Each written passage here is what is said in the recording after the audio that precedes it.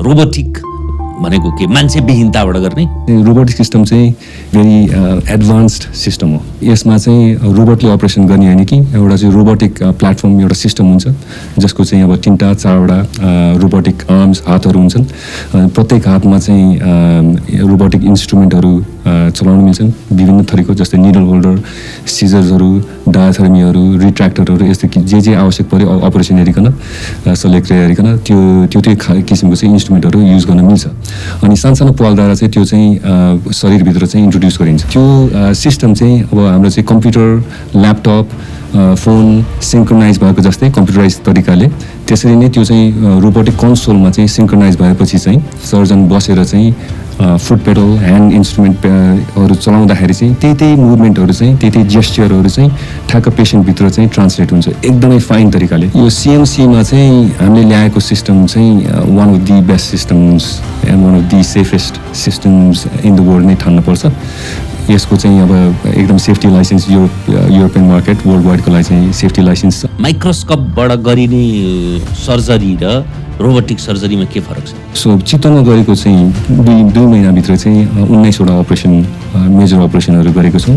यसमा चाहिँ मुख्यतः चाहिँ युरो सर्जरी हो 12वटा गरेको छौँ। किडनीको टुक्रा निकाल्ने, किडनीको चाहिँ पाइलोप्लास्टी भन्ने चाहिँ रिकन्स्ट्रक्टिभ अपरेसन गर्ने, किडनीको क्यान्सरहरूको अपरेसन भयो, काम लाग्ने किडनीहरू निकाल्ने अपरेसन भयो, किडनीको पाइपको युरेटरको चाहिँ क्यान्सर हुँदाखेरि चाहिँ किडनी, युरेटर, पिसाबको थैलीसम्म टुक्रा फाल्नु पर्ने हुन्छ। त्यस्तो किसिमको कम्प्लेक्स अपरेसनहरू, प्रोस्टेट क्यान्सरको अपरेसनहरू जसको लागि चाहिँ एकदमै चाहिँ इन्डिया गइहाल्ने चाहिँ रोबोटिक चाहिँ बेनिफिट लिनुको लागि चाहिँ गइहाल्ने चाहिँ एउटा चाहिँ बाध्यता थियो।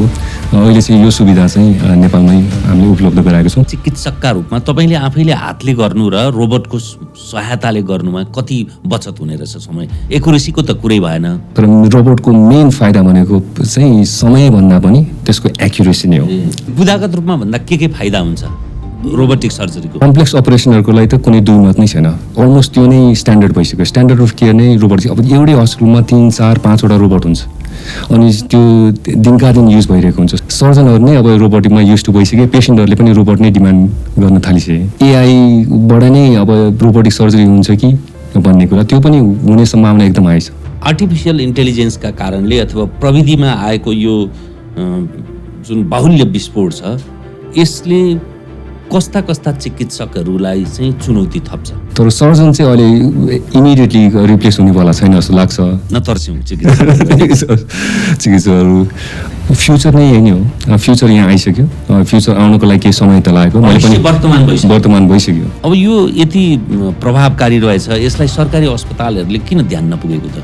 अब चिकित्सकले चिकित्सकीय ज्ञान मात्रै पाएर नहुने रहेछ, प्रविधिको ज्ञान, आर्टिफिसियल इन्टेलिजेन्सको ज्ञान र रोबोट राम्ररी अपरेट गर्ने ज्ञान पनि जान्नुपर्ने भयो। अब त बिस्तारै नेपालकै करिकुलममा पनि यो विषयलाई त पार्नु पर्यो नि।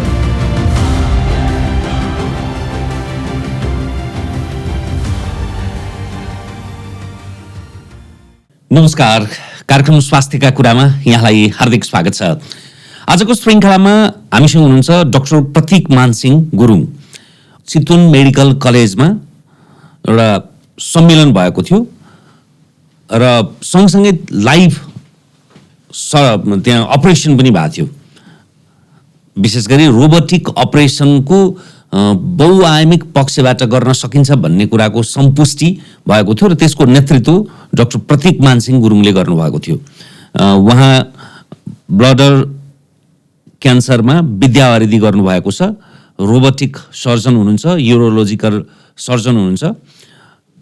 अमेरिकाको विश्वविद्यालयहरूले रोबोटिक फेलोसिप संसारभरिबाट असाध्यै दुर्लभलाई मात्रै दिने गर्दछन्, त्यसमा पनि उहाँ समावेश भएर पढ्नुभएको थियो। उहाँको स्नातक र स्नातकोत्तर त चाहिँ बेलायतमा भएको थियो भने विद्यावारिधि चाहिँ अमेरिकामा पढ्नुभयो र नेपालमै आएर गर्नुपर्दछ भनेर अहिले विशेष गरी रोबोटिक सर्जनको नेतृत्व गरिरहनु भएको छ।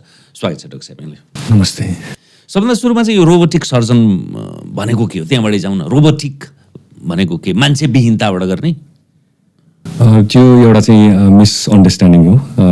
नेचुरली प्रायः जस्तो चाहिँ अब चाहिँ सर्वसाधारणले बुझ्ने त्यो एउटा चाहिँ रङ इम्प्रेसन हुनसक्छ। रोबोटिक सर्जरी चाहिँ खासमा चाहिँ यो संसारभरि भएको युएसबाट सुरु भएको एउटा एडभान्स टेक्नोलोजी हो, एकदम अत्याधुनिक।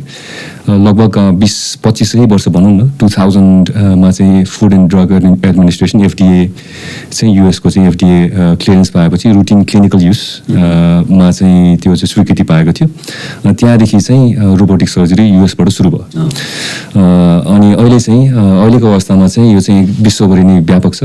युएसमा मात्रै होइन, युके, युरोप, एसियामा पनि, इन्डिया, चाइनामा अहिले चाहिँ इन्डियामा अहिलेको अवस्थामा लगभग हजुर त्यो इन्डियामा लगभग 200वटा सिस्टमहरू विगत 10-12 वर्षमा, त्यही समयमा चाहिँ चाइनामा चाहिँ लगभग 500वटा सिस्टमहरू चाहिँ इन्स्टल भइसकेको छ।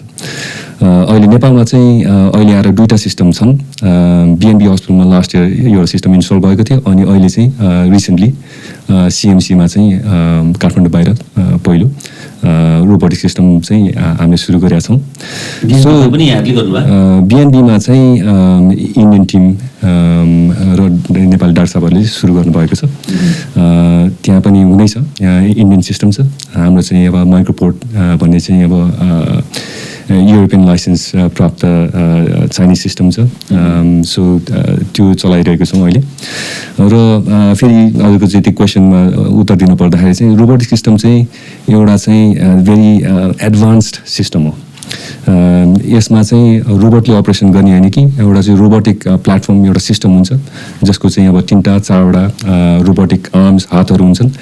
प्रत्येक हातमा चाहिँ रोबोटिक इन्स्ट्रुमेन्टहरू चलाउन मिल्छन् विभिन्न थरीको, जस्तै निडल होल्डर, सिजर्सहरू, डायथर्मीहरू, रिट्र्याक्टरहरू, यस्तो जे आवश्यक पऱ्यो अपरेसन हेरिकन, सलेक्टर हेरिकन त्यो किसिमको चाहिँ इन्स्ट्रुमेन्टहरू युज गर्न मिल्छ।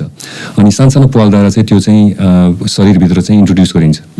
अनि त्यो सिस्टम चाहिँ अब हाम्रो चाहिँ कम्प्युटर, ल्यापटप, फोन सिङ्क्रोनाइज भएको जस्तै कम्प्युटराइज तरिकाले, त्यसरी नै त्यो चाहिँ रोबोटिक कन्सोलमा चाहिँ सिङ्क्रोनाइज भएपछि चाहिँ रोबोटिक कन्सोलमा चाहिँ सर्जन बसेर चाहिँ फुट पेडल, ह्यान्ड इन्स्ट्रुमेन्टहरू चलाउँदाखेरि चाहिँ त्यही मुभमेन्टहरू चाहिँ त्यही जेस्चरहरू चाहिँ ठ्याक्क पेसेन्टभित्र चाहिँ ट्रान्सलेट हुन्छ एकदमै फाइन तरिकाले। मिलिमिटरको हिसाब हुन्छ। रोबोटिक क्यामेराको चाहिँ 10-fold म्याग्निफिकेसन हुन्छ। रोबोटिक चाहिँ क्यामेराको चाहिँ एकदम हाई डेफिनेसन इमेजहरू हुन्छ, 3 डाइमेन्सनल भिजन हुन्छ। अनि त्यो इन्स्ट्रुमेन्ट मुभमेन्टहरूको चाहिँ मिलिमिटरको हिसाब हुने हुँदाखेरि चाहिँ त्यो सबै चिज ओभरअल चाहिँ एकदम फाइन। हातले गर्दाखेरि त्यो परिमाणको एकुरेसी नभए पनि यसका कारणले चाहिँ हुन्छ। यसको कारणले चाहिँ त्यो एरर हुने सम्भावनाहरू एकदमै लो हुन्छ। सबै त्यो टिस्यु एनाटमीहरू एकदम राम्रोसँग एप्रिसिएट हुन्छ। जे गरियो त्यो चाहिँ एकदम फाइन अपरेसन हुन्छ। अभियसली यसमा चाहिँ अब एक्सपिरियन्स चाहिँ चाहिन्छ। यो त एउटा चाहिँ टुल मात्रै हो। आफ्नो चाहिँ पर्फर्मेन्स, एक्युरेसी, प्रिसिजन चाहिँ इम्प्रुभ गर्नको लागि, जुन चाहिँ आफ्नै हातले गर्दाखेरि चाहिँ धेरै वर्ष चाहिँ एक्सपिरियन्स चाहिन्छ। र अनि त्यो ह्यान्ड मुभमेन्ट सबैजनाको 100% एक्युरेट हुन्छ भन्ने हुँदैन।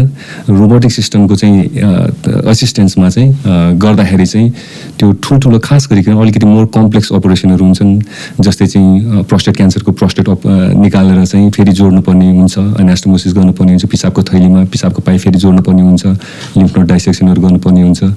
जस्तै किडनीको मृगौलाको अपरेसन गर्दा किडनीको टुक्रा मात्रै फाल्न सकिन्छ, फेरि जोड्न सकिन्छ, अनि किडनी जोगियो।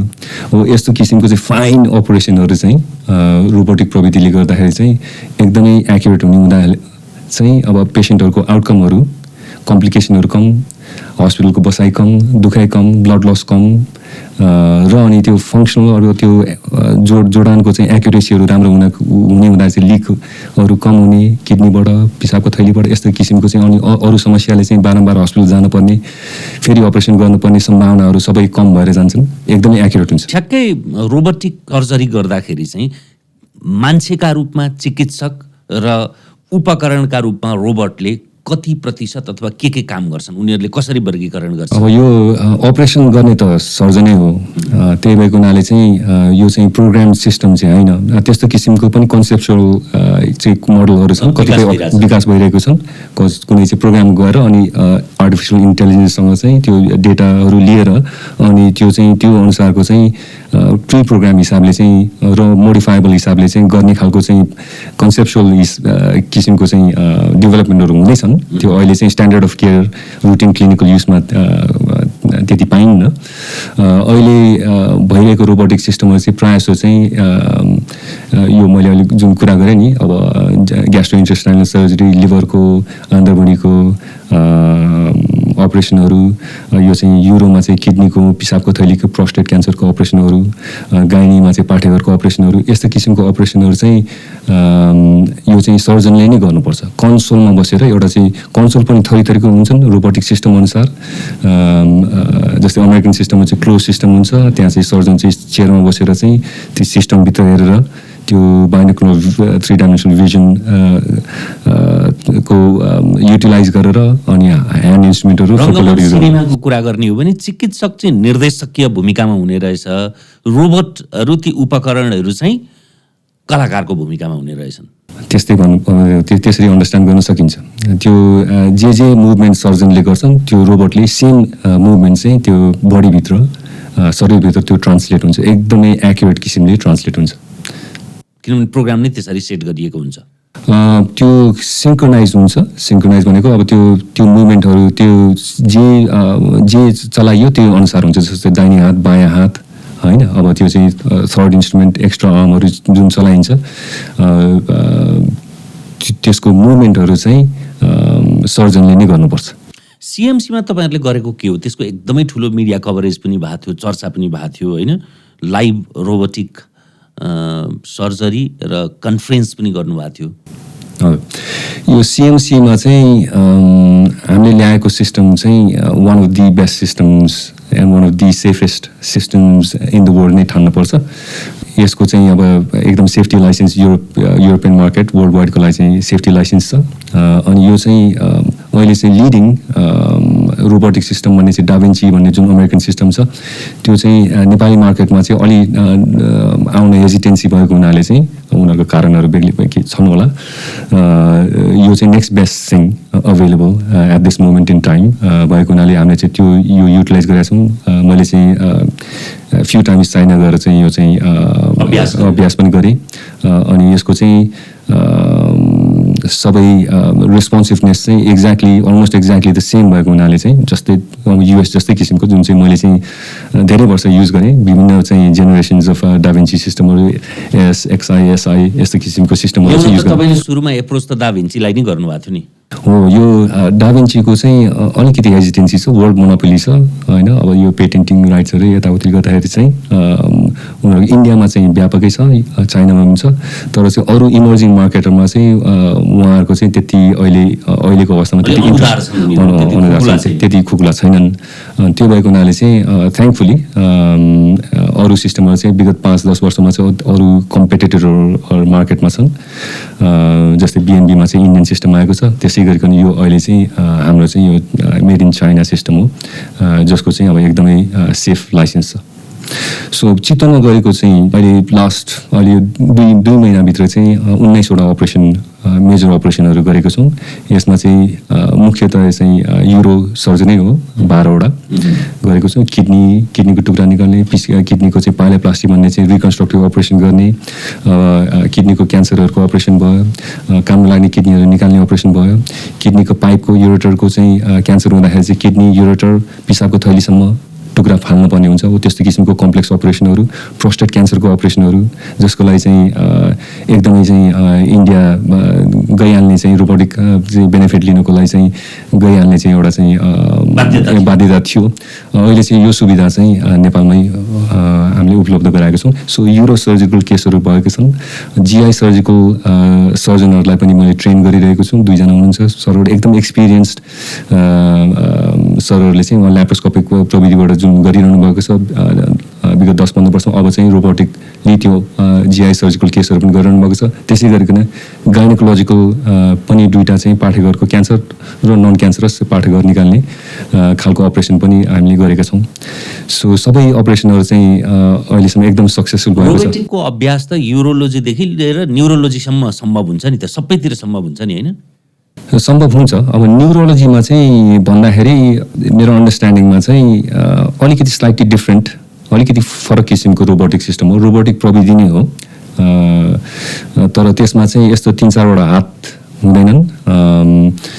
त्यसमा चाहिँ एउटा चाहिँ टार्गेटिङ नेभिगेटिङ सिस्टम हो। त्यो जस्तै ढाडको ठिक ठाउँमा नसामा पुर्याइदिने, त्यसले चाहिँ त्यो अपरेसनलाई चाहिँ मोर एक्युरेट बनाइदिने किसिमको चाहिँ नेभिगेटिङ सिस्टम हो।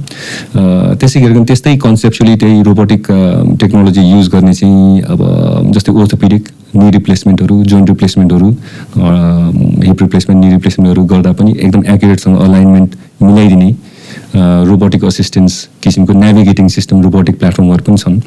तर हामीले गर्ने चाहिँ अलिक कन्भेन्सनल ट्रेडिसनली चाहिँ अलिक फरक किसिमको जुन चाहिँ वर्ल्ड वाइड रोबोटिक अपरेसन भन्दाखेरि चाहिँ प्रायः जस्तो चाहिँ यस्तै यही GI surgery, uro surgery, gynaecological surgery, thoracic surgery यस्तै किसिमको चाहिँ कम्प्लेक्स अपरेसनहरूको लागि चाहिँ डेभलप गरेको सिस्टम हो यो। तपाईँले अमेरिकामा अभ्यास गर्दाखेरि, किनभने त्यहाँको ज्ञान, त्यहाँको सिप न तपाईँले नेपालमा पनि अब के अरे टेक्नोलोजी ट्रान्सफर हुनु पऱ्यो, नलेज पनि ट्रान्सफर हुनु पऱ्यो भनेर यहाँ आउनुभयो होइन? नत्र त उतै काम गर्नलाई तपाईँ सुरुमा पढ्नुभएको बेलायतदेखि लिएर पछि पढ्नुभएको अमेरिकासम्म हुनसक्थ्यो। त्यहाँ चाहिँ कुन तहमा विकास भएको छ यो रोबोटिक? त्यहीँबाट सुरु भएको हो, युएसबाटै सुरु भएको हो। त्यही कारणले पनि म युएसमा गएँ। मैले यो चाहिँ अब मैले अघि भनिहालेँ नै 2000देखि सन् 2000देखि सुरु भएको एउटा चाहिँ प्रविधि हो। त्यसैबिच अहिलेसम्म चाहिँ धेरैवटा जेनेरेसन जस्तै आइफोनको चाहिँ 14, 13, 16 भने जस्तै यो डाभिन्ची सिस्टम चाहिँ थरीथरीको जेनेरेसनको चाहिँ आइसक्यो। यतिसम्म विकास भएको छ कि अब 2016मा मैले चाहिँ सिङ्गल पोर्ट सिस्टम भन्ने एउटा चाहिँ सानो 26 मिलिमिटरको चाहिँ एउटै पालबाट चाहिँ सबै अपरेसन सिद्ध्याउन मिल्ने खालको सिस्टम सिङ्गल पोर्ट सिस्टमसम्म छ। भने 3-4वटा फरक पाल गर्न पऱ्यो नि कि एउटै पाल नाइटोमाथि अथवा नाइटो मुनि कुन कतातिर अपरेसन गर्ने, किडनीतिर हो कि अब प्रस्टेटतिर हो, पिसाबको थलीतिर, त्यो एउटै पालबाट चाहिँ सबै अपरेसन हुन्छ। त्यस्तोसम्मको चाहिँ एडभान्स स्टेजमा पुगिसकेको छ त्यहाँ चाहिँ। अनि त्यो चाहिँ रेस्ट अफ द वर्ल्ड होइन, यसको चाहिँ डिसेमिनेसन भइरहेको छ नलेज एक्सपिरियन्सहरू। अनि त्यही अब यही विगत 10-12 वर्षमा चाहिँ युके, युरोप, इन्डिया, चाइनामा पनि यसको चाहिँ यो नलेज एक्सपिरियन्स डिसेमिनेट भइरहेको छ।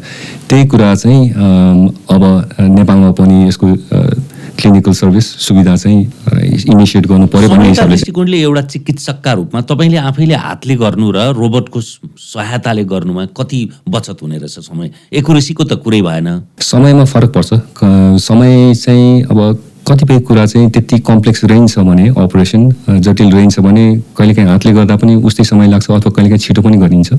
तर चाहिँ घाउ ठुलो हुन्छ, दुईवटा हातभित्र छिराउनु पर्छ होइन, अब किडनी जिक्नको लागि फर इक्जाम्पल होइन, अथवा प्रोस्टेट जिक्नको लागि। अनि त्यसमा त्यो जोडानहरू फेरि जोड्नु पर्ने काम रहेछ भने चाहिँ त्यो चाहिँ रोबोटिक जटिल हुन्छ, एकदमै टेक्निकली डिफिकल्ट नै हुन्छ। अनि त्यसमा समस्याहरू आउने सम्भावनाहरू एकदम हाई हुन्छ। त्यही कारणले गर्दा चाहिँ एकदमै यो रोबोटिक सिस्टमहरूको चाहिँ पपुलारिटी एकदमै हाई छ। प्रायः जस्तो चाहिँ अब ओपन सर्जरीबाट चाहिँ ल्याप्रोस्कोपिकमा गइयो विगत 30-40 इयर्स, सानसानो पाल गरेर, जस्तै पित्तथली निकाल्ने अपरेसन भनेको ल्याप्रोस्कोपिक। तर ल्याप्रोस्कोपिकले गर्दाखेरि चाहिँ स्ट्रेट फरवर्ड अपरेसनहरू, पित्तथली जिक्ने आधी घन्टा 45 मिनट हुने अपरेसनहरू चाहिँ कुनै ठुलो कुरो भएन। तर जति अरू मोर कम्प्लेक्स अपरेसन हुँदै गयो, लिभरको टुक्रा निकाल्ने, आन्द्रा भुँडी निकाल्ने, किडनीको टुक्रा मात्रै जिक्ने, प्रोस्टेटको अपरेसन फर इक्जाम्पल, यस्तो किसिमको अपरेसनहरू चाहिँ त्यति सजिलोसँग अप्ठ्यारो हुन्छ। त्यसैले नै चाहिँ रोबोटिक सिस्टमले चाहिँ यसमा चाहिँ धेरै नै सहायता दिन्छ। जस्तो तपाईँहरूले गर्नुभएको 19वटा यस्ता अपरेसनका अनुभवले के भन्छ? रोबोटिक सिस्टमबाट गर्दाखेरि सबैभन्दा लामो समय कति लागेको थियो? सबैभन्दा लामो समय लगभग 6 घन्टासम्म लागेको छ। त्यो भनेको मान्छेले गरे भए त्यही विधि मान्छेले गरेको भए प्रब्ली 4 घन्टासम्म हुन्छ कतै स्ट्रेट फरवर्ड अपरेसनहरू। तर कतिपय अपरेसनहरू चाहिँ त्यो केस डिपेन्डेन्ट पनि हुन्छ, सबै केस एक नासको हुँदैन। त्यही भएर चाहिँ अन एभरेज त्यस्तो पनि हुनसक्छ। जस्तै प्रोस्टेटको अपरेसन ओपन गरे पनि 3-4 घन्टा लाग्छ, रोबोटिक गरे पनि 3-4 घन्टा लागिहाल्छ। त्यसमा चाहिँ लिम्फ नोड डाइसेक्सन गर्नुपर्छ, सबै जोड्नुपर्ने हुन्छ, त्यस्तै समय हुन्छ। रोबोट सुरु गर्न र रोबोट अनडक गर्न, डकिङ र अनडकिङ हुन्छ, त्यो पार्टमा पनि अलिअलि टाइम चाहिँ लाग्छ, किनभने त्यसको लागि चाहिँ टेक्निसियनहरू टिम चाहिन्छ। अनि त्यो सिस्टमहरूमा चाहिँ युज टु जति सेम टिममा काम गर्यो त्यति नै त्यसको चाहिँ एफिसियन्सी बढ्दै जान्छ र त्यो होल अपरेटिङ ड्युरेसन कम हुँदै जान्छ। कुनै अपरेसन चाहिँ चिकित्सकले आफै गर्दा 10 घन्टा लाग्छ भने रोबोटले 5 घन्टामा हुन सक्ने भयो होइन? त्यो चाहिँ त्यो मल्टिपल फ्याक्टरमा भर पर्छ। कतिपय कुरा त्यस्तो हुन जान पनि सक्छ, तर रोबोटको मेन फाइदा भनेको चाहिँ समयभन्दा पनि त्यसको एक्युरेसी नै हो। एकदमै एक्युरेट हुन्छ, त्यसबाट चाहिँ कम्प्लिकेसन आउने सम्भावना एकदम कम हुन्छ। छिटो नै भोलिपल्ट पर्सिपल्ट नै ठुल्ठुलो अपरेसन गरेको बिरामीहरू एकदम फ्रेस नै देखिरहेको हुन्छन्। मिनिमम ब्लड लस यस्तो समस्याहरू कमै हुन्छन्, इन्फेक्सनहरू, दुखाइहरू। अनि त्यसले गर्दाखेरि चाहिँ जति ठुलो अपरेसन गर्दाखेरि चाहिँ जुन हामीले पहिलादेखि देखिरहेको हुन्थ्यो नि, त्यही सेम इभिनिङ भोलिपल्ट चाहिँ एकदमै खङ्ग्रमै परेको अवस्थामा हुन्छन् पेसेन्टहरू। कति दिन हस्पिटल बस्छन्, 7-10 दिन, कहिलेकाहीँ हप्तामा हस्पिटल बस्छन्, कहिलेकाहीँ त्यो ड्रेन हाल्नुपर्ने हुन्छ, फेरि महिनौ कहिलेकाहीँ महिनौ, अनि भरे हुने, बारम्बार हस्पिटल जानुपर्ने, अनि फेरि कहिलेकाहीँ रिअपरेसन गर्नुपर्ने, यस्तो कम्प्लिकेसनहरू चाहिँ सबै चिज ओभरअल चाहिँ कम्प्लिकेसनहरू, सिरियस कम्प्लिकेसनहरू सबै चिज एकदम कम हुने भएको हुनाले कुनै पनि हेल्थ सिस्टममा, चाहे त्यो युएसको किसिमको चाहिँ हेल्थ मोडल होस् कि जहाँ चाहिँ अब फन्डिङ एकदम राम्रो छ, कि त्यसको ठ्याक्कै उल्टो युके सर्टन युरोपियन कन्ट्रीहरूको जस्तै हेल्थ सिस्टम जुन चाहिँ गभर्मेन्टले फन्ड गरेको हुन्छ, सुरुमा त त्यो जस्तै युके युरोपियन सिस्टमहरूमा चाहिँ क्वेसन मार्कै थियो, अब यस्तो अलिक महँगो सामान छ, यो चाहिँ अलिकति अमेरिकन गिमिक हो कि क्या हो, यो चाहिँ हाम्रो हेल्थ मोडलको लागि त्यति उपयुक्त नहोला भन्ने क्वेसन मार्कहरू थियो। इन्डियामा पनि त्यस्तै क्वेसनहरू थियो। तर चाहिँ अब यसको फाइदाहरू चाहिँ एकदम सिग्निफिकेन्ट रूपमा भन्दा के फाइदा हुन्छ रोबोटिक सर्जरीको? मेन फाइदा भनेको चाहिँ यसको प्रिसिजन एक्युरेसीले गर्दाखेरि चाहिँ कम्प्लिकेसनहरू ओभरअल कम, सिरियस कम्प्लिकेसनहरू कम, पेन, ब्लड लसहरू कम, इन्फेक्सनहरू कम, दुखाइ कम, छिटो डिस्चार्ज हुने। अनि त्यो कम्प्लिकेसनहरू कम भएको हुनाले चाहिँ फेरि बारम्बार हस्पिटलमा चाहिँ सेकेन्ड थर्ड इन्टरभेन्सन गर्न, अपरेसन गर्न आइराख्नु पर्ने, दुःख पाइराख्ने, त्यस्तो सबै चिज कम। पेसेन्ट पनि खुसी, अब इन्सुरेन्सहरू पनि खुसी, गभर्मेन्टको सिस्टमबाट चाहिँ त्यो फन्डिङ छ भने गभर्मेन्ट पनि खुसी, किनभने बेड अक्युपाई भएर बस्दैनन्, छिटो अरू बिरामीहरूको ट्रिटमेन्ट भइरहेको हुन्छ, त्यो चाहिँ बारम्बार ट्रिटमेन्ट गर्दाखेरि पैसा खर्च हुँदैन। सो ओभरअल बिगर पिक्चरमा चाहिँ यस एकदम लाभदायी फाइदाजनक भएको हुनाले चाहिँ यसको एकदमै ह्युजली पपुलर छ। अनि सर्जनहरूलाई पनि सजिलो, त्यही भएको हुनाले चाहिँ ओपनबाट चाहिँ ल्याबबाट चाहिँ रोबोटिक गर्ने सर्जनहरू युजली चाहिँ प्रोबेबली 99% अफ द टाइम त ब्याक टु ल्याब ओपनतिर जाँदैनन्। त्यही भएको हुनाले यसको पपुलारिटी चाहिँ संसारभरि एकदम व्यापक एकदम हाई छ। अनि यसको चाहिँ एकदम व्यापक रूपमा चाहिँ यसको चाहिँ फेन्सी सुनिन्छ रोबोटिक भनेपछि यो महँगो पनि त होला नि? त्यही यो अलिकति अब हातले गरेको भन्दा त महँगो पर्न गइहाल्छ, ल्याप्रोस्कोपिक भन्दा पनि अलिअलि महँगो पर्न गइहाल्छ। अपफ्रन्ट कस्टहरू चाहिँ पहिला चाहिँ यो डाभिन्ची सिस्टमको चाहिँ मोनोपोलीले, मार्केट मोनोपोली पेटेन्टिङले गर्दाखेरि चाहिँ एउटा चाहिँ उसको मोनोपोली डोमिनेन्स थियो वर्ल्ड मार्केटमा। तर अहिले चाहिँ अब India, China, UK, Japan, Korea मा विभिन्न किसिमको यस्तै सिमिलर रोबोटहरू चाहिँ उत्पादन भइरहेका छन्। अनि कतिपयले चाहिँ अब यो एफडिए क्लियरेन्स पाइरहेको छ, कतिपयले यो युरोपियन लाइसेन्स क्लियरेन्स पाइरहेको छ। त्यो लाइसेन्सहरू पाउनको लागि चाहिँ 5-10 वर्षको मिनिमम सेफ्टी ट्र्याक रेकर्ड भएपछि पाइन्छ।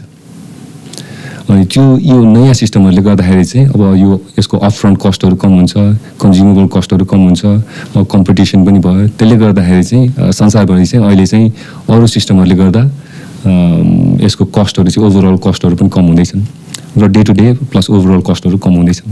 अमेरिकामा हुने अपरेसनहरू मध्ये रोबोटिक सर्जरीको अपरेसन विधि कति प्रतिशत छ? युएसमा त एकदमै हाई नै छ। मैले किन यो सोधेँ भने समय पनि बचत भयो होइन, पैसा पनि धेरै आनको तान धेरै फरक लाग्ने पनि भएन, एकुरेसी एकदमै हुने भयो। होइन, छिटो ऊ तङ्ग्रिने भयो, ठुलो घाउ भएन, ठुलो चोट भएन, होइन, सबै दृष्टिकोणले लाभकारी भनिसके पछाडि त त्यतैतिर आकर्षित हुन्छन् होला नि त। कम्प्लेक्स अपरेसनहरूको लागि त कुनै दुईमत नै छैन, अलमोस्ट त्यो नै स्ट्यान्डर्ड भइसक्यो। स्ट्यान्डर्ड अफ केयर नै रोबोट। अब एउटै हस्पिटलमा 3, 4, 5वटा रोबोट हुन्छ अनि त्यो दिनका दिन युज भइरहेको हुन्छ सबै किसिमको स्पेसलिटीहरूले। अब यो युरो भनौँ कि जिआई भनौँ कि गाइनी भनौँ कि सोरासिक्स भनौँ, head and neck, max fax, यस सबै उहाँले पनि युज गरिरहेको हुन्छन् होइन। सो जति जटिल अपरेसन हुने त्यो चाहिँ अब साबित कुरो हुँदै गइसक्यो, स्ट्यान्डर्ड अफ केयर हुँदै गइसक्यो। अब यतिसम्म भइसक्यो कि साधारण अपरेसनहरू पनि जुन चाहिँ अब ओपन गरे पनि हुन्थ्यो नि अथवा चाहिँ ल्याप्रोस्कोपिक गरे हुन्थ्यो नि भन्दाखेरि चाहिँ अब सर्जनहरू नै अब रोबोटिकमा युज टु भइसके, पेसेन्टहरूले पनि रोबोट नै डिमान्ड गर्न थालिसके। भनेको मतलब इभन अब भनौँ फर इक्जाम्पल उदाहरणको लागि अब पित्तथैली निकाल्ने अपरेसनहरू, हर्नियाको अपरेसनहरू, अपेन्डिक्स अपरेसन पनि रोबोटिकली नै हुन्छ। अब एकदम राम्रो हेल्थ सिस्टममा अमेरिकामा होस् कि अब सिङ्गापुरमा होस् कि युकेमा होस्, अलि ट्रेन्ड स्ट्यान्डर्ड नै त्यो हुन थालिसकेको छ, किनभने एकदमै यो चाहिँ साबित सिस्टम भएको हुनाले। जटिल प्रकारका शल्यक्रिया चाहिँ करिब 100% रोबोटिक हुन थालिसकेको छ। कतिपय अवस्थामा चाहिँ ओपनै गर्नुपर्ने पनि हुन्छ होइन। अब कुनै चाहिँ अब एकदमै एडभान्स क्यान्सर छ होइन, नसाभित्र छिरिरहेको, रगतको नसाभित्र छिरिरहेको छ अथवा लिभरको मुनि गएर छ, जस्तै किडनी क्यान्सर भनौँ होइन। अब त्यसको लागि चाहिँ मोर एक्सपोजर चाहिन्छ, अब स्पेस छैन। कतिपय कुराहरू चाहिँ ओकेजनली कहिलेकाहीँ ओपनै गर्नुपर्ने हुन्छ टाइममा।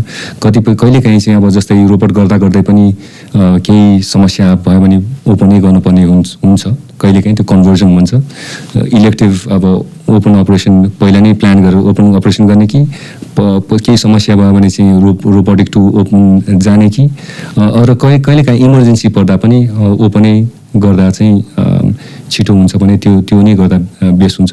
सो त्यस्तो सिचुएसनहरू त हुन्छ नि, तर प्लान्ड अपरेसनहरू जस्तै क्यान्सरको लागि प्लान्ड अपरेसनहरू भनौँ कि कुनै जोडजाड गर्नुपर्ने रिकन्स्ट्रक्टिभ कामहरू, यस नन क्यान्सर भए पनि त्यस्तो चाहिँ प्रायः जस्तो चाहिँ अब चाहिँ रोबोटिक नै हुन थालिसक्यो। अब चिकित्सकले चिकित्सकीय ज्ञान मात्रै पाएर नहुने रहेछ, प्रविधिको ज्ञान, आर्टिफिसियल इन्टेलिजेन्सको ज्ञान र रोबोट राम्ररी अपरेट गर्ने ज्ञान पनि जान्नुपर्ने भयो। त्यही हजुर भन्नुभएको जस्तै अब यो चाहिँ 20 वर्ष अगाडि जे थियो, अहिले 10 वर्ष अगाडि के भयो, अहिले अब के छ अहिलेको अवस्था, सब एकदमै ऱ्यापिड चाहिँ तीव्र गतिमा चाहिँ यसको चाहिँ एडभान्समेन्ट भइरहेको छ। यो अभाइलेबल चाहिँ कम्प्युटराइज सिस्टमहरू, रोबोटिक सिस्टमहरू, इन्स्ट्रुमेन्टहरू, आर्टिफिसियल इन्टेलिजेन्सको चाहिँ युज भन्नु पऱ्यो। अब मेडिकल सेक्टरमा चाहिँ मेनली डायग्नोस्टिक कामतिर चाहिँ यसको एकदम पेथोलोजी, रेडियोलोजीमा एकदम इम्पोर्टेन्ट भूमिका छ। पछि गएर चाहिँ मलाई टाइममा यो प्रश्न आउने पनि गर्छ, अब एआईबाट नै अब रोबोटिक सर्जरी हुन्छ कि भन्ने कुरा, त्यो पनि हुने सम्भावना एकदम हाई छ। अब यसो भन्दा 10-20 वर्षमा होला कि भन्दा त्योभन्दा छिटो पनि हुनसक्छ कतिपय अपरेसनहरू, किनभने त्यति फास्ट, त्यति तीव्र गतिमा चाहिँ प्रोग्रेस भइरहेको छ। डेटा जति उपलब्ध भयो त्यति उसलाई काम गर्न सजिलो हुन्छ। हो, त्यो मोर रोबस्ट डेटा हुन्छ अनि त्यसको आधारमा चाहिँ मोर चाहिँ एक्युरेट डिसिजन मेकिङ हुन्छ। तर सर्जन चाहिँ अहिले इमिडिएटली रिप्लेस हुनेवाला छैन जस्तो लाग्छ चिकित्सकहरू। तर यो चाहिँ एउटा चाहिँ एडजङ्क्टिभ हेल्पफुल टुलको रूपमा लिनुपर्छ टेक्नोलोजीलाई। अब यो यति प्रभावकारी रहेछ, यसलाई सरकारी अस्पतालहरूले किन ध्यान नपुगेको त? एउटा कारण त फन्डिङ पनि हो, दोस्रो कारण कतिको महँगो पर्छ त्यो? यसको रेन्ज छ। अब जस्तै अब Indian system versus Chinese system versus American system, अर्को फरक बिएनबीले राखेको र तपाईँहरूले राखेको यसको रेन्ज छ। जस्तै अब प्रब्ली 10-11 करोड एनसीदेखि लिएर हाम्रो चाहिँ अलमोस्ट 20+ करोडको एनसी भर्सेस युएसको सिस्टम चाहिँ 30+ नै पर्छ। अनि त्यस बिचको सिस्टमहरू पनि छन्, आफ्नो प्रेफरेन्स अनुसार हो। मलाई चाहिँ अब यो डाभिन्चीमै चाहिँ धेरै वर्ष चाहिँ युज टु भएको हुनाले चाहिँ मैले चाहिँ चाइनिज सिस्टमतिर गएँ, किनभने त्यो अलमोस्ट एक्ज्याक्टली द सेम खालको फोटोकपी किसिमको चाहिँ पर्फर्मेन्स छ, एकदमै राम्रो पर्फर्मेन्स छ। सो मेरो आफ्नै कम्फर्टको लागि चाहिँ यसमा गएँ। अनि यो चाहिँ इन्सिडेन्टली अब प्रब्ली अब वर्ल्डमा चाहिँ अहिले सेकेन्ड बेस्ट नै होला सिस्टम, अभाइलेबल सिस्टममा चाहिँ। सो त्यो कारण एउटा हुनसक्छ, यसको कस्ट पनि अपफ्रन्ट कस्ट पनि छ, अर्को चाहिँ कन्ज्युमेबल कस्टहरू पनि हुन्छ होइन। कतिवटा इन्स्ट्रुमेन्ट युज भए के युज भए यस्तो किसिमले त्यो कस्ट एड गर्छन्। अनि अर्को कम्प्लिटली सेपरेट कुरा के छ भन्दाखेरि चाहिँ म्यान पावर, जनशक्तिको पनि कुरा हुन्छ। ट्रेन म्यान पावर चाहिन्छ, किनभने यसको युटिलाइजेसन भएन भने चाहिँ त्यसको चाहिँ अर्थ लाग्दैन, धेरै वर्ष लाग्न सक्छ। यदि चाहिँ ट्रेन म्यान पावर छ भने त्यो लर्निङ कर्भ छिटो इम्प्रुभ गर्न सकिन्छ। आफैले मात्रै सिक्न खोज्यो भने त केही वर्ष लाग्न सक्छ। सो त्यो फ्याक्टर पनि उहाँहरूले विचार गर्नु भएर इमिडिएटली चाहिँ अब चाहिँ गभर्मेन्टको लागि चाहिँ अब 10 करोड 20 करोड 30 करोड भनेको ठुलो कुरा त होइन, तर चाहिँ यो म्यान पावर फ्याक्टरले गर्दा पनि त्यहाँ चाहिँ डिसिजन मेकिङ प्रोसेस अलिकति स्लो डाउन भएको हुनसक्छ। तर ढिलो चाँडो त्यसमा नगई त हुँदैन, संसार त्यसमा गइसक्यो होइन। अब आउने नयाँ चिकित्सकहरू त त्यसरी नै ट्रेन्ड भएर आउँछन् नि, त्यसरी नै पढ्छन्। एब्सोल्युटली त्यही भएको हुनाले पनि यो चितवन मेडिकल कलेज एउटा चाहिँ मेडिकल कलेज हो, एउटा चाहिँ ट्रेनिङ मेन्टरसिपको चाहिँ स्पेस त्यहाँ छ। त्यसले गर्दाखेरि चाहिँ हाम्रो चाहिँ एकदम सिनियर डाक्टर साहबहरूले पनि रोबोटिक्समा चाहिँ बिस्तारै ट्रेनिङ लिने। अहिले त्यहाँ 5 जना हुनुहुन्छ, सिनियर सर्जनहरू नै हुन्छ, गाइनीमा 1 जना हुनुहुन्छ, जिआई सर्जनमा 2 जना हुनुहुन्छ, युरो सर्जनमा अर्को थप 2 जना हुनुहुन्छ, प्लस उहाँहरू त एकदम सिनियर सर्जनहरू। तर चाहिँ अब रोबोटिक्समा चाहिँ त्यसमा चाहिँ अब ट्रान्सफर्म गर्नको लागि चाहिँ केही समय लाग्छ। त्यसमा मैले चाहिँ क्लोज अटेन्सन दिइरहेको छु अनि उहाँहरूले गरिराख्नु भएको छ। कतिपय केसहरू हामी गरेका छौँ, सँगै गरिरहेको छ। त्यसले गर्दाखेरि चाहिँ अब त्यसको त्यहाँ लर्निङ कर्भ चाहिँ एकदम छिटो त्यहाँ चाहिँ सिक्न सकिन्छ जस्तो लाग्छ। अब त बिस्तारै नेपालकै करिकुलममा पनि यो विषयलाई त पार्नु पर्यो नि। फ्युचर नै यही नै हो, फ्युचर यहाँ आइसक्यो। फ्युचर आउनको लागि केही समय त लागेको, मैले पनि वर्तमान भइसक्यो। अहिले भन्नुभएको जस्तै त्यो भइसक्यो, किनभने अब त आइसक्यो। अब मैले यसमा चाहिँ केही वर्ष भयो लागिरहेको, जोड गरिरहेको। अब यो सबै चिज त्यो कन्टेक्स्ट मिलाउनु पर्ने हुन्छ, त्यही भएको हुनाले चाहिँ अलिकति समय लागेको छ। तर अब आइसकेको छ, काठमाडौँमा पनि छ, अब चितवनमा पनि छ। अनि सुन केही वर्षभित्रै केही समयभित्रै नै अब अरू टिचिङ हस्पिटलहरू प्राइभेट सेक्टरमा पनि यो सुविधा उपलब्ध हुन्छ र डाक्टर साहबहरूले ट्रेन गर्ने अवसर पाउनुहुन्छ। त्यो भएपछि चाहिँ यो स्पेसलिस्ट नलेज लिनको लागि चाहिँ एकदम टाढा गइराख्नु पर्ने पनि भएन।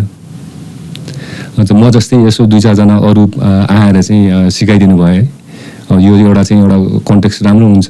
युके युएसबाट आएर चाहिँ एक्सपिरियन्स लिएर आउनुभयो। किन आउनुभयो? यहाँबाट त अधिकांश चिकित्सकहरू जाने, किनभने 50% चिकित्सक पनि छैनन् यहाँ पढेका, उता जान्छन्। तपाईँ चाहिँ उतै एसएलसी गर्ने बित्तिकै उतै जानुभयो, ए लेभल पनि उहीँ पढ्नुभयो, तर तपाईँ फेरि विद्यावारिधि गरेर अभ्यास गरेर नेपाल फर्किनु भयो, उल्टो बाटो।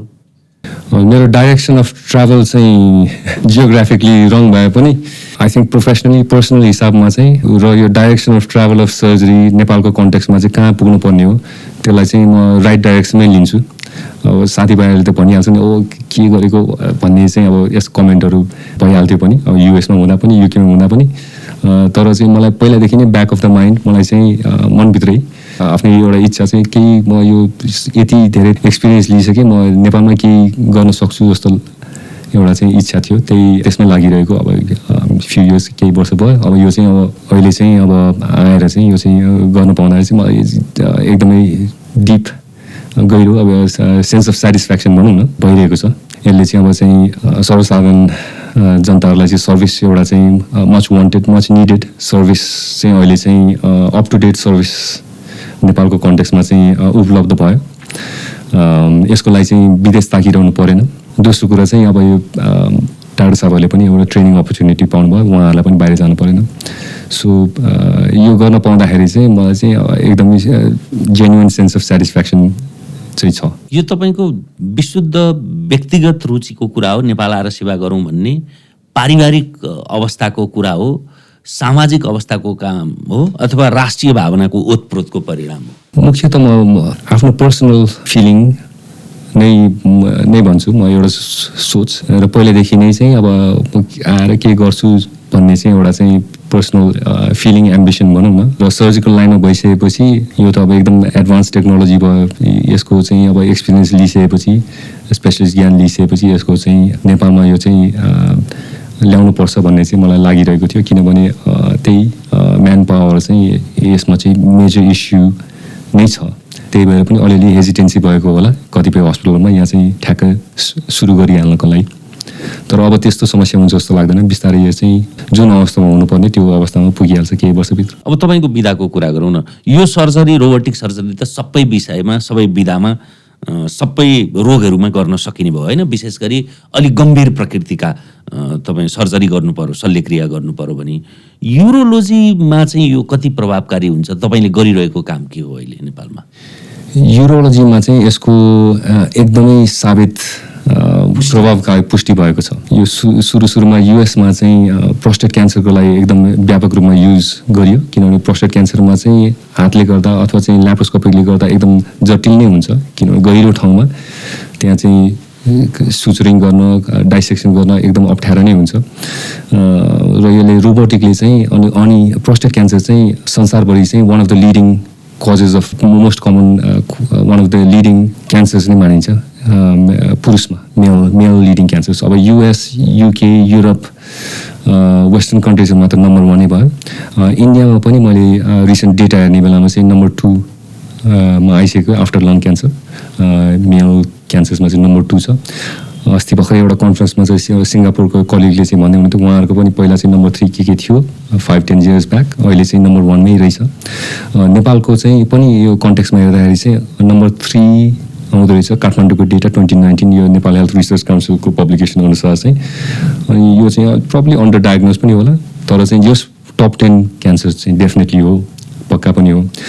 यस्तो क्यान्सरको लागि चाहिँ एकदम प्रभावकारी रोबोटिक सर्जरी यो चाहिँ युएसमा पनि साबित भइसक्यो, युरोपमा पनि साबित भइसक्यो, अहिले रिसेन्टली चाहिँ अब इन्डिया, चाइनातिर रेस्ट अफ द वर्ल्डमा पनि साबित हुँदै आइरहेको छ। दोस्रो कुरा चाहिँ अब युरोमा भन्दाखेरि चाहिँ किडनीमा, अब किडनी निकाल्न त पहिला ठुलै चिरिन्थ्यो, त्यसपछि अहिले विगत 8-10 वर्षमा नेपालमा हेर्दाखेरि चाहिँ ल्याप्रोस्कोपिकली किहोल पित्तथली जिगे जस्तै किसिमले यसो 2-3 घन्टामा किडनी पनि जिग्न सकिन्छ, त्यो सानसानो पल गरेर। तर रोबोटिकले चाहिँ गर्दाखेरि चाहिँ किडनीमा क्यान्सरहरू छन् भने चाहिँ त्यो चाहिँ एडभान्स रहेनछ भने त्यो किडनीको टुक्रा मात्रै झिक्न मिल्छ होइन। पार्सियल टोटल परेन, पार्सियल नेफ्रेक्टमी सानो टुक्रा मात्रै त्यो क्यान्सर मात्रै झिकेर फेरि जोड्नु मिल्यो। रोबोटिकली यो गर्न सकिन्छ कि हातले गर्नु पर्यो ठुलो चिरेर, त्यसको आफ्नै कम्प्लिकेसनहरू छ, त्यत्रो स्कार, पेन, कति महिनासम्म त्यो थाक्छन्, थकित हुन्छन् पेसेन्टहरू। तर यो रोबोटिकली चाहिँ यो गर्न सकिन्छ, एकदम फाइन तरिकाले जोड्न सकिन्छ अनि कम्प्लिकेसनहरू पनि एकदम कम। सो यस्तो किसिमको अपरेसनहरू पिसाबको थैली क्यान्सरको फाल्नुपर्ने अथवा चाहिँ यो पाइलोप्लास्टी भन्ने चाहिँ अर्को नन क्यान्सर किडनीको पाइप जुन चाहिँ सुरुको पाइप पिसाब तल आउने पिसाबको थैलीसम्म आउने पाइप चाहिँ केही गरिकन चाहिँ रोकिएको छ, साँगुरो भएको छ, स्टेनोसिस भएको छ, स्ट्रक्चर भएको छ त्यो, अनि किडनी अब्स्ट्रक्ट भएर सुन्निरहेको छ, किडनी कमजोर भएको छ भने त्यो पनि काटेर फेरि जोड्न सकिन्छ एकदम फाइन तरिकाले। यो पनि 3टा अपरेसन मैले चाहिँ चिप्लोमा गरिदिइसकेँ। अस्ति गरेको एउटा अपरेसन पनि यो लगभग 1.5 घन्टामा चाहिँ लाइभ अपरेसन गरेर मैले एउटा चाहिँ डेमोन्स्ट्रेसन पनि दिएँ र संसारको वर्ल्ड वाइड तपाईँहरूले सोसल मिडियाहरूमा पनि उपलब्ध थियो होइन? उपलब्ध थियो। मलाई चाहिँ कतिपय साथीहरूले चाहिँ कलिगहरूले चाहिँ नेपाल बाहिरबाट पनि कङ्ग्रेचुलेसन भनी सम्भव भएसम्म हाम्रो यो अन्तर्संवादका क्रममा त्यो समावेश पनि गर्ने कोसिस गर्छौँ। त्यो चाहिँ त्यसको चाहिँ अभाइलेबल छ, एकदम फाइन तरिकाले जोडेको देखाउन सकिन्छ। अनि यसको चाहिँ अभियसली त्यो पछिसम्म चाहिने चिज भएको हुनाले त्यसको परिणाम आउटकम एकदम राम्रो हुन्छ। किडनी जोगिन्छ, किडनी बिग्रिनुबाट जोगिन्छ, चाहे त्यो क्यान्सरको लागि होस् अथवा चाहिँ नन क्यान्सर अरू कारणवश किडनीहरूलाई ब्लकेज भइरहेको छ भने त्यो बाटो खुलाउने काम, जोड्ने कामहरू पनि एकदमै फाइन हुन्छ। सो युरोमा चाहिँ मुख्यतया चाहिँ युज हुने आएको यो हो। तर संसारभरि अहिले चाहिँ अरू जिआई सर्जरी, गाइनी सर्जरीहरू पनि एकदम व्यापक रूपमा गइरहेको छ। अहिलेको रिसेन्ट 10-15 वर्षको डेटा हेर्दाखेरि चाहिँ वर्ल्ड वाइड ट्रेन्ड इन अब urological surgery, robotic gynaecological robotic surgery, GI robotic surgery हेर्ने भयो भने विगत अब अहिलेको पछिल्लो समयमा 10-15 वर्षमा चाहिँ जिआई सर्जरी र गाइनी सर्जरी पनि एकदमै व्यापक रूपमा चाहिँ रोबोटिक प्लेटफर्मको चाहिँ युटिलाइज भइरहेको छ। त्यहाँ पनि फाइदा अभियसली साबित हुन गइरहेको छ, त्यसै कारण त्यसको पपुलारिटी पनि एकदम बढिरहेको छ। यो तपाईँको व्यक्तिगत पहल भयो, अब संस्थाको पहल चाहिँ के गरिरहनु भएको छ तपाईँले? सो यो अहिले चितवनमा उपलब्ध छ त्यहाँ चाहिँ यसको सुविधा क्लिनिकल सर्भिस चाहिँ अब मल्टिपल स्पेसलिटीमा अभाइलेबल छ, ट्रेनिङ मेन्टरसिप पनि प्रोग्राम भइरहेको छ। अब यो चितवनमा मात्रै भएर भएन, काठमाडौँमा पनि गर्ने जरुर प्लान छ र त्यो हुन्छ। अब केही समय लाग्यो, केही महिना लाग्ला, त्यसको लागि पनि त्यहाँ आउने बन्दोबस्त गरिरहेको छौँ ताकि झन् धेरै बिरामीहरूले चाहिँ यसबाट लाभ उठाउन पाउन्। हजुर, यसले चाहिँ काठमाडौँका बिरामीहरू अथवा चाहिँ काठमाडौँ बाहिरका देशभरिका बिरामीहरूले चाहिँ यसको चाहिँ सेवा सुविधा महसुस गर्न पाओस्। एकैपल्ट चाहिँ विदेशतिर चाहिँ ताकिनु पर्ने, जस्तै प्रोस्टेट क्यान्सरहरूको लागि, किडनी क्यान्सरहरूको लागि अथवा अरू क्यान्सरहरूको लागि, अथवा चाहिँ त्यस्तै रोबोटिक सर्जरी चाहिने शल्यक्रियाहरूको लागि चाहिँ सर्जरीको लागि चाहिँ एकैपल्ट विदेश धाइहाल्नु पर्ने त्यस्तो अवस्था नहोस्। अबको 1 वर्ष पनि कुर्नु पर्दैन, त्यसो भए अबको केही महिनामा त्यो सम्भव हुन्छ। केही महिनामा सम्भव हुन्छ जस्तो लाग्छ, 1 वर्षभित्रै हुन्छ जस्तो लाग्छ। अहिलेसम्मको प्रारम्भिक पृष्ठपोषणले बिरामीहरूको भोगाइले, अनुभवले कस्तो प्रतिक्रिया जनाइरहेछन्?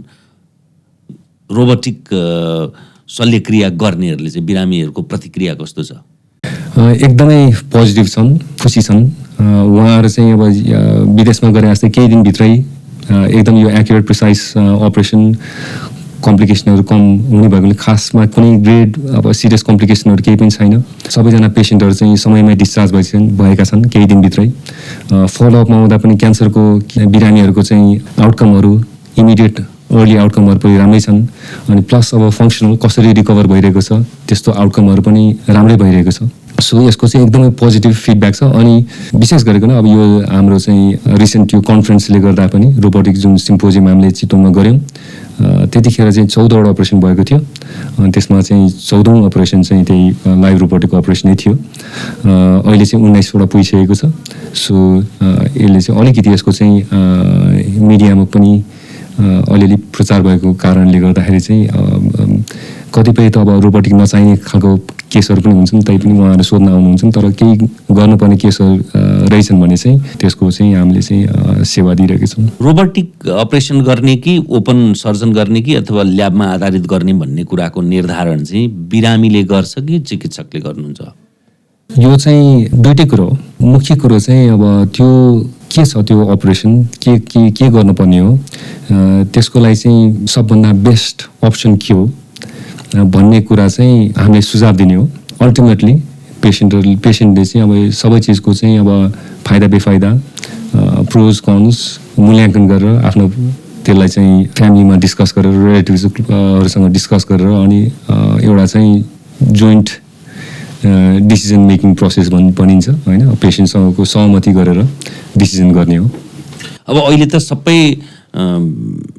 घरका परिवारका सदस्यहरू बाहिर गएका हुन्छन्, कोही काम गर्न, कोही पढ्न। त्यस पछाडि इन्टरनेटमा उपलब्ध भएका सूचनाहरूका कारणले पनि चिकित्सक भन्दा सूचनाका दृष्टिकोणले त बिरामीका आफन्तहरू बढी जानीपकार हुन्छन् नि, उनीहरू नि प्रस्ताव लिएर आउँछन् होला नि। त्यस्तो पनि भइरहेको हुन्छ। उहाँहरूले अब इन्फर्मेसन अब सोसियल मिडिया, इन्टरनेटबाट चाहिँ पाइरहनुहुन्छ। उहाँहरूलाई डाइरेक्ट नलेज पनि होला विदेशमा त्यो हेल्थ सिस्टमहरूको।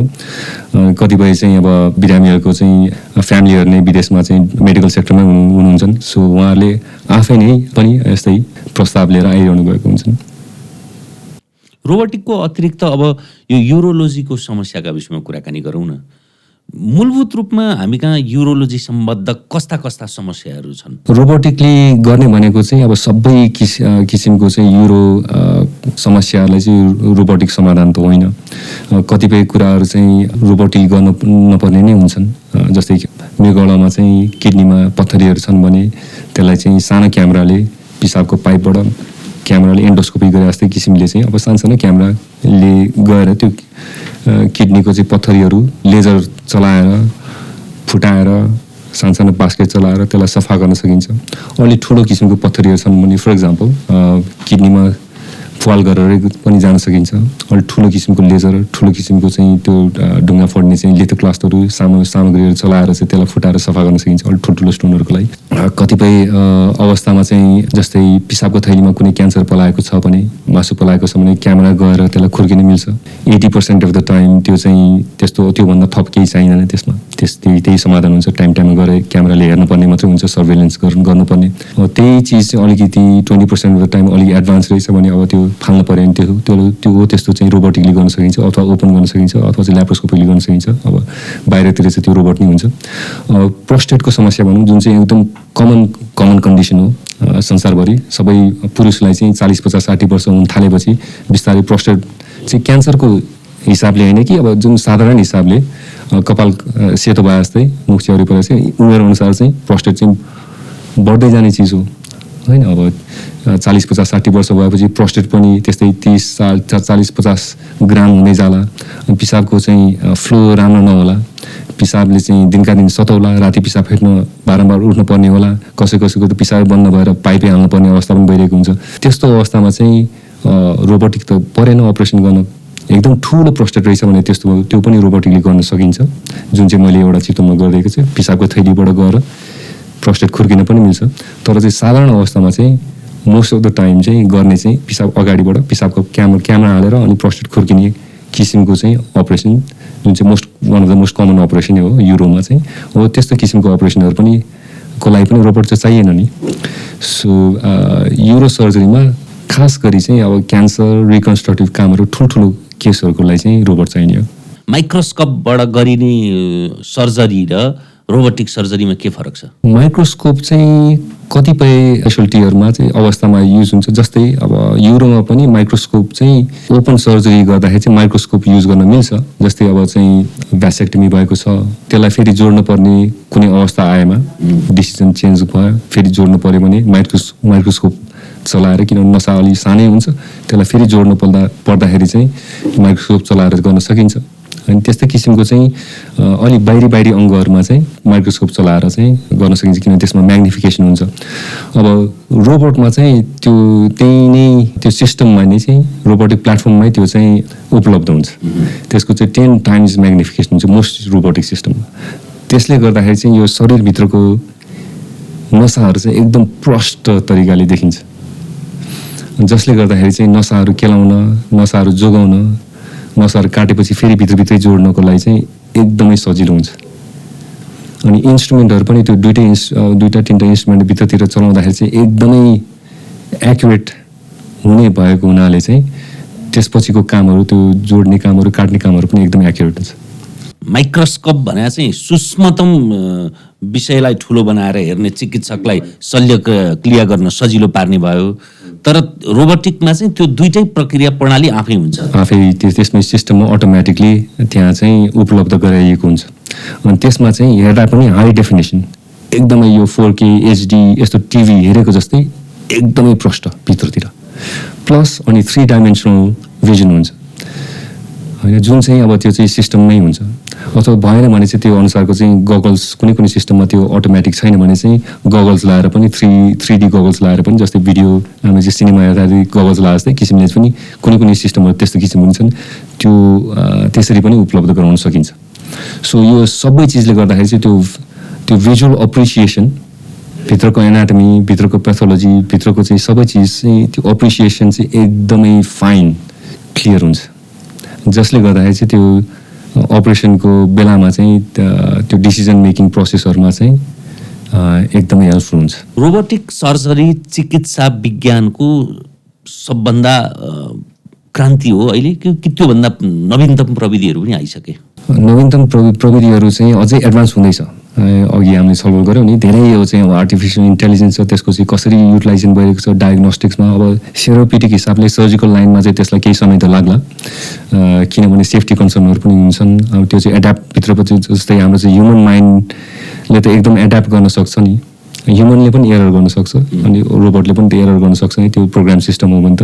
अनि त्यसमा एआईले कतिको त्यो गर्छ, कतिको त्यो सिस्टमहरू के छ, त्यो डेभलपमेन्ट छ, त्यो केही वर्षमा त्यो चाहिँ अब रुटिन क्लिनिकल युजमा पनि आउला कुनै अपरेसनको लागि। तर चाहिँ अब यो अरू सिस्टमहरू पनि अरू कन्टेक्स्टमा चाहिँ डेभलप भइरहेको छ, किनभने टेक्नोलोजी एकदमै ऱ्यापिडली एडभान्स भइरहेको छ। मैले चाहिँ जहिले पनि यो चाहिँ फोनको इक्जाम्पल दिन्छु होइन, उदाहरण दिन्छु। जस्तै पहिला 1970s 80sमा चाहिँ एउटा यस्तो त्यो घुमाउने किसिमको फोन हुन्थ्यो, त्यसपछि डायल गर्ने किसिमको फोन हुन्थ्यो, त्यसपछि मोबाइल फोनै आयो, फोन मात्रै गर्न मिल्ने। त्यसपछिको अवस्थामा चाहिँ अब 20 वर्ष केही वर्षपछि नै अब त्यसमा चाहिँ मेसेजहरू गर्ने सुविधा आयो। त्यसपछि अब आइफोनहरू आइसक्दाखेरि त इमेल एप्सहरू, फोटोहरू, भिडियोहरू लिन सक्ने अरू सयौँ एप, हजारौँ एप होला, आफ्नो इच्छाअनुसारको एप।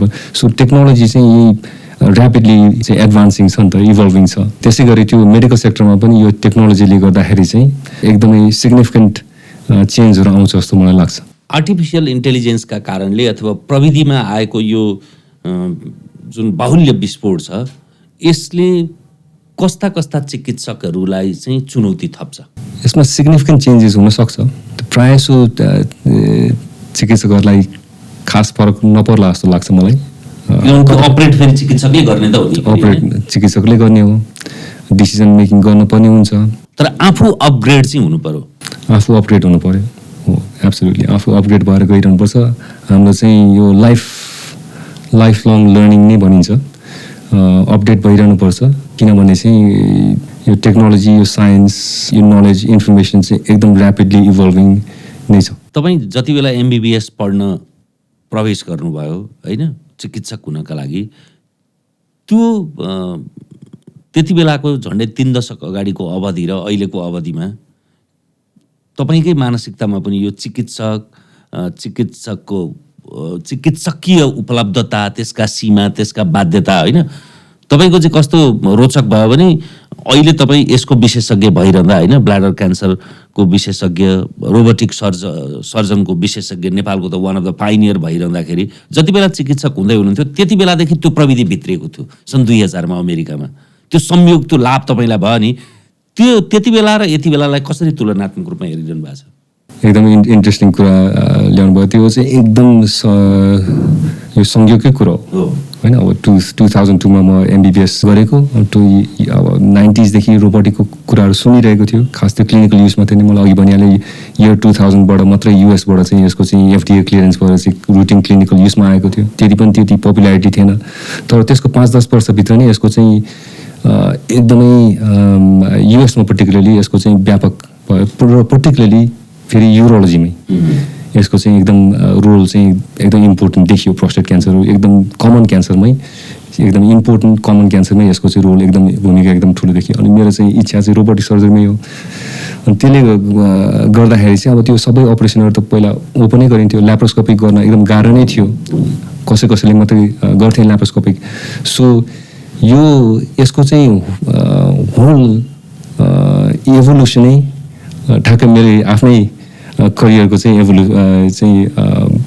समयमै, टाइमलाइनमै हुन गएको। प्रत्यक्ष चाहिँ म चाहिँ यसको चाहिँ ट्राभलर हुन गएँ। 2006 मा होला प्रब्लम। मैले चाहिँ first time robotic system US मा कन्फरेन्समा जाँदाखेरि चाहिँ त्यसको चाहिँ डेमोन्स्ट्रेसनहरू भएको देखेँ, चकित पर्यो। फाटोफुटो सुनेको मात्रै थिएँ, अब त्यो लाइभ हेर्दाखेरि चाहिँ झनै एकदमै इम्प्रेसिभ देखियो। नभन्दै अनि त्यसको केही वर्षभित्र नै अब 2011 मा लन्डनमा चाहिँ मेरो इन्स्टिट्युसन युनिभर्सिटी कलेज लन्डनमा त्यहाँ पनि सुरु भएको हो। र त्यहाँदेखि नै बिस्तारै ह्यान्ड्स अन गर्दै आउने मौका पनि पाएँ। यो चाहिँ अर्ली जेनेरेसन अफ यो डाभिन्ची सिस्टमहरू नै भन्नु पऱ्यो, प्रब्ली सेकेन्ड जेनेरेसन।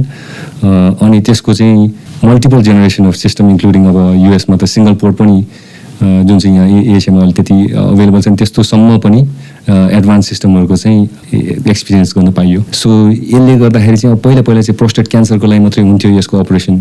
पछि यसको चाहिँ युजको इन्डिकेसनहरू चाहिँ, यसको फाइदाहरू चाहिँ एप्रिसिएट हुँदै गएपछि किडनीमा, पिसाबको थैलीमा पनि युज नै गए। पछि चाहिँ अब GI सर्जरी, गाइनी सर्जरीहरूको पनि यसमा त विगत लास्ट 10-15 इयर्सभित्र चाहिँ यसको चाहिँ एकदम पपुलारिटी बढेर गएको छ। किनभने चाहिँ संसारभरि के साबित हुँदै गयो भन्दाखेरि चाहिँ यसको चाहिँ आउटकमहरू एकदम राम्रो छ। अलि त्यो अपफ्रन्ट कस्टहरूको कुरा हो, तर चाहिँ कुनै पनि हेल्थ सिस्टममा चाहिँ यसको सक्सेस स्टोरी भएको हुनाले थ्रु आउट द वर्ल्ड यसको चाहिँ एकदम व्यापक रूपमा पपुलारिटी बढ्दै गइरहेको छ।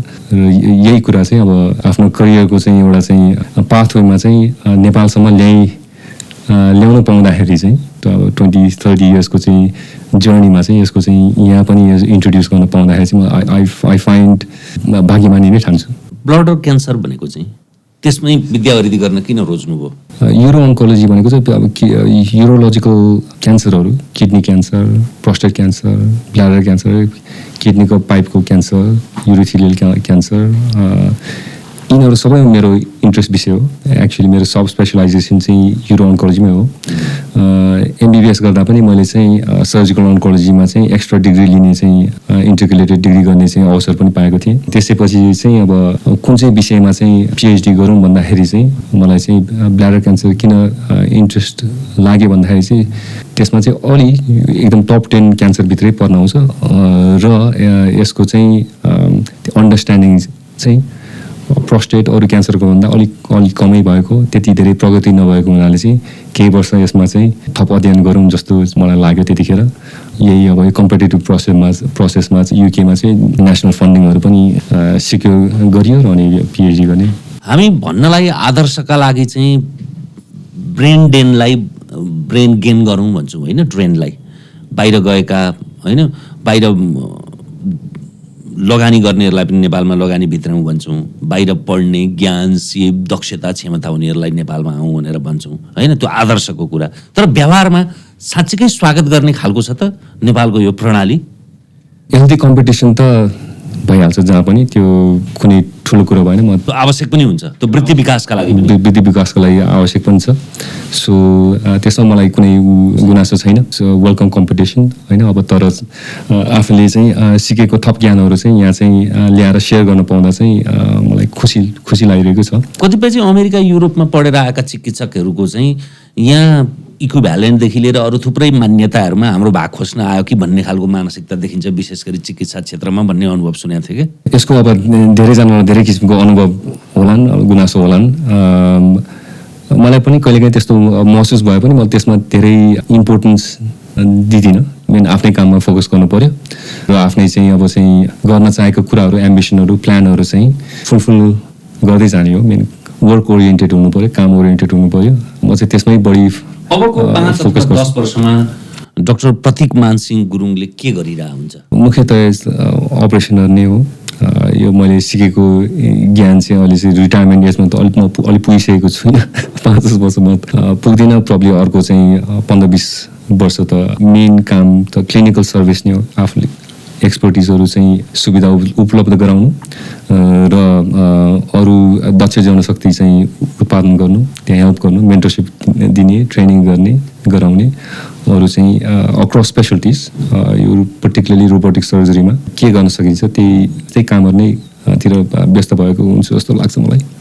अब अन्त्यमा संक्षेपमा हामीले 1 घण्टा कुराकानी गरिरहँदा रोबोटिक सर्जरी भनेको के हो, यसैलाई संक्षेपमा भनौँ न, छोटकरीमा भन्दाखेरि चाहिँ रोबोटिक सर्जरी एकदमै अत्याधुनिक एडभान्स्ड कटिङ एज टेक्नोलोजी हो, जुन चाहिँ संसारभरि चाहिँ साबित टेक्नोलोजी हो। विगत 20-25 वर्ष भनौँ न, यसले चाहिँ जटिल कम्प्लेक्स अपरेसनहरूमा चाहिँ शल्यक्रियाहरूमा चाहिँ खास सिग्निफिकेन्ट फाइदाहरू दिन्छन्। कम्प्लिकेसनहरू कम हुन्छन्, पेसेन्टहरूको छिटो डिस्चार्ज हुन्छ, बारम्बार समस्या हुने, फेरि रिअपरेसन गर्नुपर्ने यस्तो सम्भावनाहरू एकदम कम गराइदिन्छ। एकदम एक्युरेट प्रिसाइज अपरेसन हुन्छ र पेसेन्टहरूको लागि नै मुख्य कुरो चाहिँ पेसेन्टको लागि नै फाइदा हुन्छ। अनि जसले गर्दाखेरि चाहिँ पेसेन्ट खुसी हुन्छन्, जसले गर्दाखेरि चाहिँ अब यो चाहिँ होल कुनै पनि हेल्थ मोडलमा, नेपालको होस् कि इन्डियाको होस् कि चाइनाको होस्, वर्ल्ड वाइड यसको चाहिँ पपुलारिटी बढिरहेको छ र यो चाहिँ अहिले चाहिँ नेपालमा पनि उपलब्ध हुन चाहिँ राम्रो कन्ट्रिब्युसन भइरहेको छ जस्तो लाग्छ मलाई अहिले। हुन्छ, तपाईँ जस्तै बाहिर पढेका आफ्नो आफ्नो विधा र क्षेत्रका प्राज्ञिक, बौद्धिक र कुशाग्र पात्रहरूलाई हामीले हार्दिकतापूर्ण स्वागत गर्न पाऊँ। तपाईँहरूले पनि आफ्नै जन्मभूमिमा त्यो ज्ञान र सिपलाई चाहिँ पोख्न सक्नुहोस्। समय र संवादका लागि धन्यवाद यहाँलाई। धन्यवाद, थ्याङ्क यू। हामीसँग हुनुहुन्थ्यो युरो सर्जन, ब्लडर क्यान्सरका विशेषज्ञ, त्यसैमा विद्यावृत्ति गर्नुभएका रोबोटिक सर्जन डाक्टर प्रतीक मानसिंह गुरुङ। आजलाई स्वास्थ्यको कुराको यो विशेष श्रृङ्खला यति नै। नमस्कार।